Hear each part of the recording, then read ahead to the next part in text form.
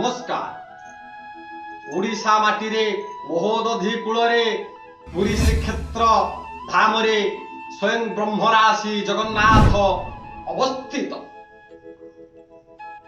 सही जगन्नाथ होउछंती पुरुषोत्तम महाप्रभु। कोटि कोटि लोकंकर से होउछंती मौड़मूर्ति।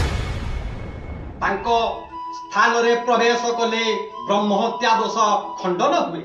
लोक माने पवित्र हुंती, सर्वु पाप कलुष हो जाए। हेले कली जुगरे से जगन्नाथ महाबाहु दारु अवतार रे पूजा पाउछंती। हेले तांकर हस्तपाद नाही, खंडिया हे पूजा पाउछंती। काहे कली जुगरे जगन्नाथ महाप्रभु खंडिया होई काहे की पूजा पाउछंती? किए तांको अभिशाप देइथिला? का अभिशाप फलप्रद हैला? काहे की अभिशाप देइथिला? ये विषय आज्ञा आमे आज श्रवण करिबा। सुनंतु आज्ञा। दिनकर कथा।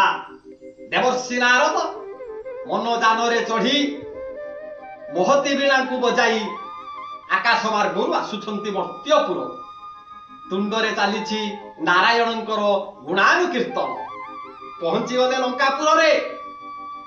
देखिले लंकार रावण देवर्षि नारद आसुछंती। तेणु तांको पथको अपेक्षा करि बसिले। देवर्षि नारद पहुंची गले।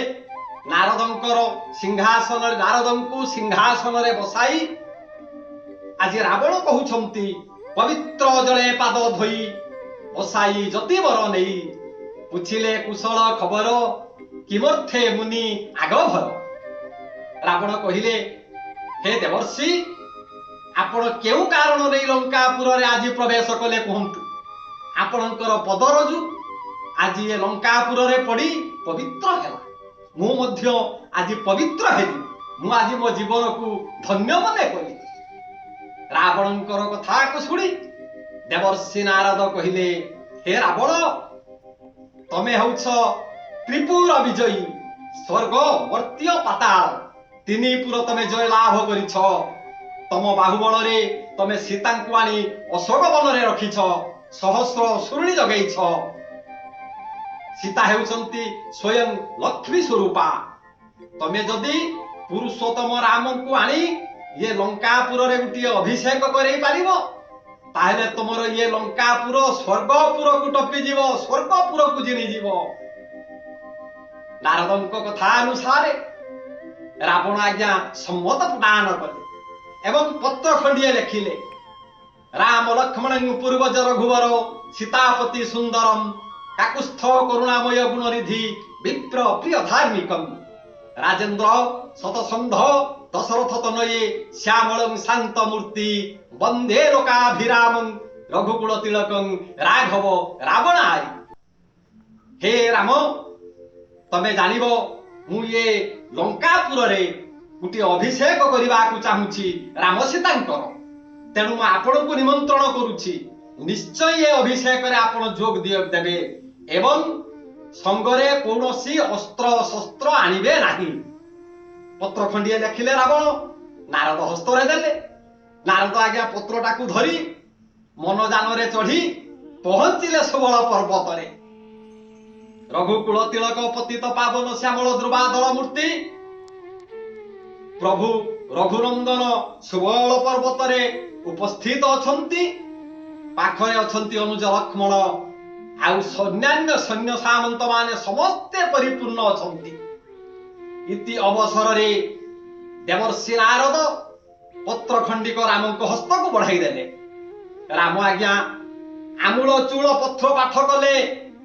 रावण लेखिछंती लंकापुर को मु जीवी। राम सीतांकर से अभिषेक करिवे। संगरे अस्त्र केही नेबे नाही। राम सम्मत प्रदान कले। नारद आगे चली गले।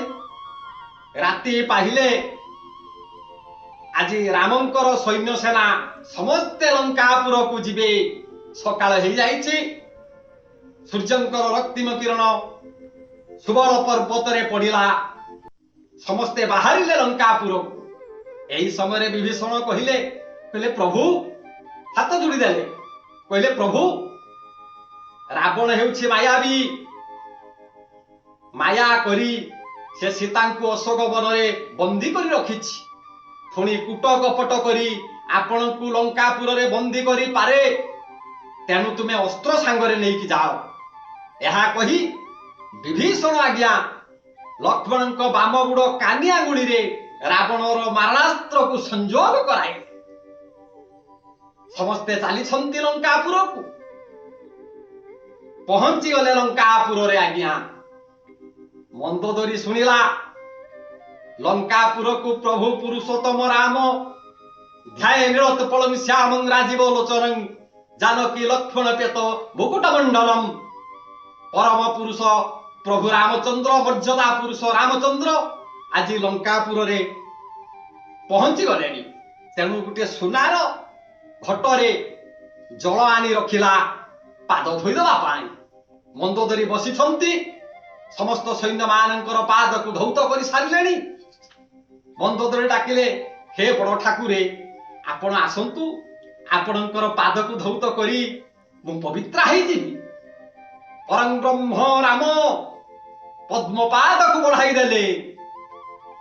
मंदोदरी कर नयनरु झर झर लोतक बही जाउछि प्रभुंकर पाद को धौत करुछि।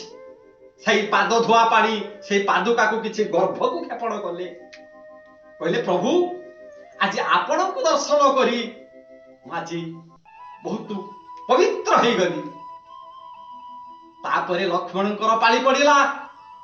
मंदोदरी डाकिले सान ठाकुरे आपण आउ काहीकि विलंब करूछंती आसंतु म आपणक पई अपेक्षा करि बसिछि।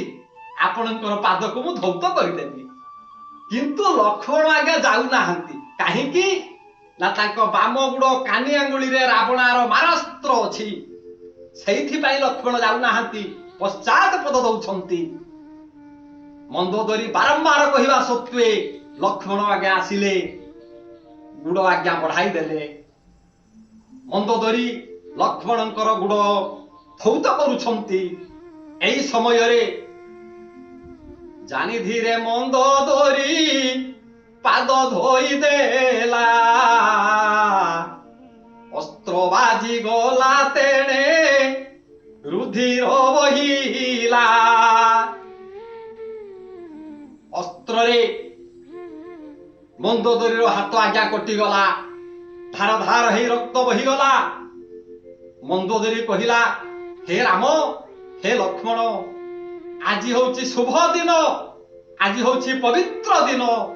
मु केते आशा करिथिली राम सीतांकर अभिषेक करिबी लक्ष्मी नारायण को आज मु पूजा करिबी। मो लंकापुर स्वर्गपुर को जिणी जीव देवता माने आज अभिषेक देखिबे। आज्ञा रुद्राभिषेक अछि विष्णु अभिषेक अछि अभिषेक पूर्णवी मध्य अछि पितामातांको अभिषेक अछि। तेबे राम सीतांकर अभिषेक करिबा पाई मो मनरे स्थिर करिथिली।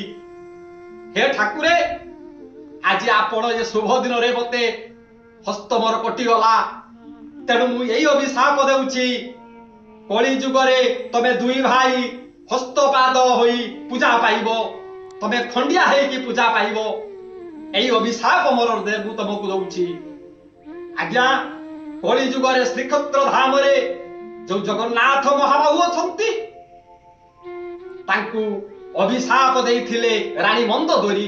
तेणु सेही अभिशाप प्राप्त हेछि कली जुगरे।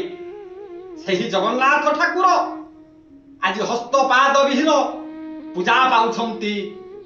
लक्ष लक्ष भक्त पुरी श्रीक्षेत्र धाम को जाउछंती जगन्नाथ को दर्शन करुछंती पवित्र होउछंती।